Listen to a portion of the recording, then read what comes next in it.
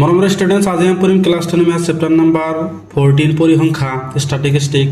তো ষ্টুডেণ্টছ এইটো ভিডিঅ'ৰ আগতে আমি উদাহৰণ নম্বৰ 1 পৰা 6 লৈকে কৰিছোঁ। আজি আমি তোমালোকক উদাহৰণ নম্বৰ 7 টো কৰি দিম। উদাহৰণ নম্বৰ 7 ত কি কৈ চাবা, এখন স্কুলৰ দশম শ্ৰেণীৰ 51 গৰাকী ছাত্ৰীৰ উচ্চতা চেণ্টিমিটাৰ সন্দৰ্ভত এটি তথ্য ভিত্তিক অধ্যয়নত তলৰ তথ্যসমূহ পোৱা গ'ল। তো ষ্টুডেণ্ট উচ্চতা চেণ্টিমিটাৰত আছে এইটো 140 তকৈ কম কিমানজন আছিল 44 জন, 145 তকৈ কম আছিল কিমান 11 জন, 150 তকৈ কম কিমানজন আছিল 29 এনেকৈ দিয়া আছে। তো ষ্টুডেণ্ট এইটো আমাক কি উলিয়াব কৈছে যে মধ্যমা উচ্চতা নিৰ্ণয় কৰা। তো মধ্যমা উচ্চতাটো আমি উলিয়াম, তাৰ আগত আমি মধ্যমাৰ সূত্ৰটো চাম। মধ্যমাৰ সূত্ৰটো কি দিয়া আছে চাবা। তো ষ্টুডেণ্ট এইটো আছে কি মধ্যমাৰ সূত্ৰ L plus n divided by 2 minus CF divided by F into H এইটো আছিল কি মধ্যমা। ইয়াৰ আখৰবোৰ কি বুজায় তোমালোকক কেতিয়া দেখুৱাই দিম চাবা। ইয়াত আছে য'ত M মধ্যমা শ্ৰেণীৰ নিম্ন সীমা, N হ'ল কি পৰ্যবেক্ষণৰ সংখ্যা, CF হ'ল কি মধ্যমা শ্ৰেণীৰ পূৰ্বৱৰ্তী শ্ৰেণীৰ সঞ্চয় বাৰম্বাৰতা, F হ'ল কি মধ্যমা শ্ৰেণীৰ বাৰম্বাৰতা, H হ'ল কি শ্ৰেণীৰ দৈৰ্ঘ্য বা শ্ৰেণীৰ দৈৰ্ঘ্যসমূহ সমান বুলি ধৰা হৈছে। তো চাবাইছে তোমালোকক অংক কৰিলে গম পাবা। তো শ্ৰেণী অন্তৰাল এইটো আমি শ্ৰেণী অন্তৰাল ধৰিম। ইয়াত তোমালোকে চাইছা আমাক কি শ্ৰেণী অন্তৰাল আগৰবিলাকৰ দৰে দিয়া নাই, এইটো আমি বনাই ল'ম। 140 তকৈ কিমানজন ছাত্ৰী আছে 4 জন। তো চাবাইটো তোমালোকক আমি সমাধান কৰি দিম। তো চাবা ষ্টুডেণ্ট আমাৰ শ্ৰেণী অন্তৰাল এনেকৈ লিখি ল'ব লাগিব, কাৰণ এনেকৈ নিলিখিলে আমি কি সলভ কৰিব নোৱাৰোঁ। আমি কি কৰিম চাবা, ইয়াত আমি কি এইটো লিখিম 140 তকৈ কম লিখিম। ইয়াতকৈ কম লিখিব নোৱাৰোঁ, কাৰণ কিমান কম আছে আমি নাজানো। এইটো আমি এনেকৈ লিখিম। তাৰপিছত আমি এইটো এনেকৈ লিখিম যে 140 পৰা 145 লৈকে এনেকৈ আমি লিখিম। তোমালোকে সমাধানত দি আছে, ভালকৈ পঢ়ি ল'বা। আৰু এইটো আছিল কি সঞ্চয় বাৰম্বাৰতা। তো তোমালোকৰ এটা কুৱেশ্যন থাকিব পাৰে যে আমি এইটো কেনেকৈ গম পাম সঞ্চয় বাৰম্বাৰতা। সঞ্চয় বাৰম্বাৰতা সদায় সৰুৰ পৰা ডাঙৰলৈ যায়। আৰু কুৱেশ্যনত আমাক কিমান দিয়া আছে, কিমান গৰাকী ছাত্ৰী 51 গৰাকী ছাত্ৰী আছে। তো চাবা এই লাষ্টৰ যিটো সংখ্যা দিয়া থাকিব এইটো আমাৰ কি 51 হ'ব বা মুঠ সংখ্যাটো হ'ব এই সংখ্যাটো। আৰু কি সঞ্চয় বাৰম্বাৰতা কেনেকৈ গম পাম যে সৰুৰ পৰা লাহে লাহে কি হ'ব ডাঙৰ সংখ্যা হ'ব। এতিয়া আমি কি বাৰম্বাৰতাটো উলিয়াম। তো বাৰম্বাৰতা উলিয়াবলৈ হ'লে কি কৰিম, আমি সঞ্চয় বাৰম্বাৰতা যিটো সংখ্যা আছে সেইটো মাইনাছ কৰি দিম। আৰু যেতিয়া বাৰম্বাৰতাৰ পৰা সঞ্চয় বাৰম্বাৰতা উলিয়াম তেতিয়া আমি প্লাছ কৰি দিম। চাবা এটা আমি 4 লিখিম। এতিয়া আমি 11ৰ পৰা 4 মাইনাছ কৰি দিম। চাবা 11ৰ পৰা 4 মাইনাছ কৰিলে কিমান হ'ব 7। তাৰপিছত আমি 29ৰ পৰা 11 মাইনাছ কৰিম। 29 মাইনাছ 11 ইজিকেল টু কিমান হ'ব 18। তাৰপিছত 40ৰ পৰা 29 মাইনাছ কৰিম আমি, কিমান হ'ব 11।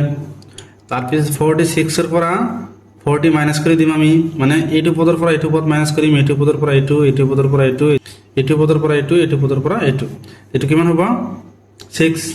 তাৰপিছত 51ৰ পৰা আমি 46 মাইনাছ কৰিম, কিমান হ'ব 5 হ'ব। এতিয়া আমি কি কৰিম, আমি ফৰ্মুলাটো কি জানো মধ্যমা। আমি কিমান জানো L প্লাছ n ডিভাইড বাই 2 মাইনাছ CF ডিভাইড বাই F ইনটু আমি কিমান জানো H। তেতিয়া আমি কি আখৰবোৰ বুজিম। চাবা আমি ইয়াৰ মানে কি বুজিম, এই বাৰম্বাৰতাৰ যোগফল মানে সিগমা Fi ইজিকেল টু আমি n লিখি পাৰোঁ। এই সকলোবোৰ যোগ কৰিলে কি এইটোৰ সমান হ'ব, এই লাষ্টৰটোৰ সমান হ'ব 51 হ'ব। এই 51টো কি হ'ব এনৰ সংখ্যা। তাৰপিছত Hটো কিমান হ'ব, Hটো হ'ব কি শ্ৰেণী অন্তৰৰ দৈৰ্ঘ্য। ইয়াৰ পাৰ্থক্য কিমান দি আছে 5, এই 5টো হ'ব কি H। তাৰপিছত আমি CFটো আমি কিমান জানো, CF আমি জানো মধ্যমা শ্ৰেণীৰ পূৰ্বৱৰ্তী শ্ৰেণীৰ সঞ্চয় বাৰম্বাৰতা। সঞ্চয় বাৰম্বাৰতা আমি চাম। চাবা এটা আমি কি মধ্যমা জানো, এইটো আমি জানো। ইয়াৰ পূৰ্বৱৰ্তী কিমান আছে 11, তেনেহ'লে CFটো কিমান হ'ব 11। তাৰপিছত Fটো আমি কিমান জানো, তাৰপিছত Fটো আমি কিমান জানো 18 জানো। 18 কি যিটো আগৰ পদ থাকিব এই পদটো আমি কি CF ধৰিম। এই আমাক কি লাগে L লাগে। L মানে আমি কিমান জানো, L মানে আমি কিমান জানো মধ্যমা শ্ৰেণীৰ নিম্ন সীমা, এইটো আমি কি জানো মধ্যমা। ইয়াৰ নিম্ন সীমা কি আছে শ্ৰেণী অন্তৰালত চাম 145, এইটো আমাৰ কি হ'ব L 145।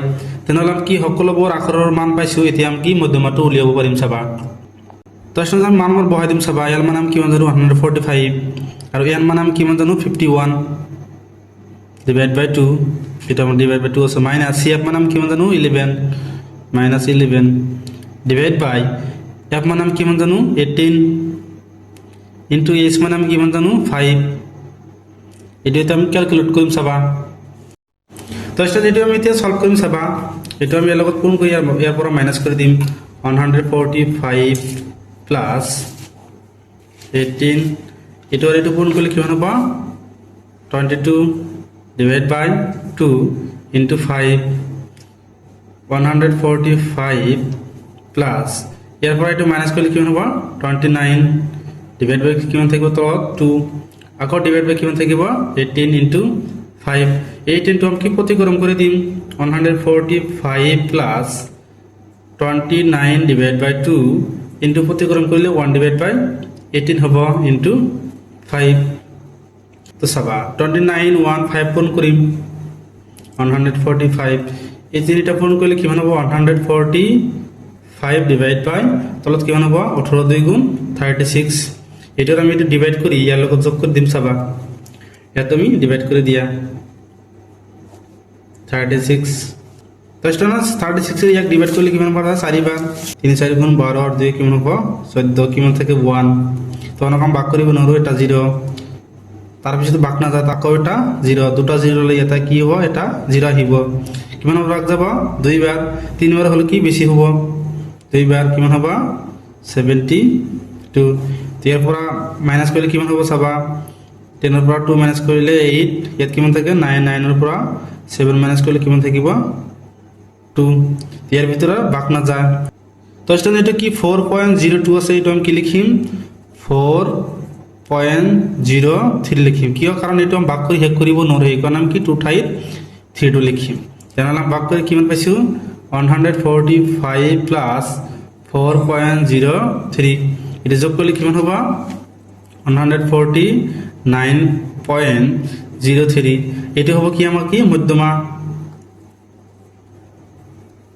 তোমালোক লাস্টে লিখি দিবা যে থেকে সোয়ালের মধ্যমা উচ্চতা হল কিমান 149.03 এটা হবে কি আমার উত্তর তো স্টুডেন্টস চ্যানেল করব লগা স্টুডেন্টস যদি ভিডিওটা ভালো লাগে চ্যানেলটা সাবস্ক্রাইব করে দিবা থ্যাংক ইউ স্টুডেন্টস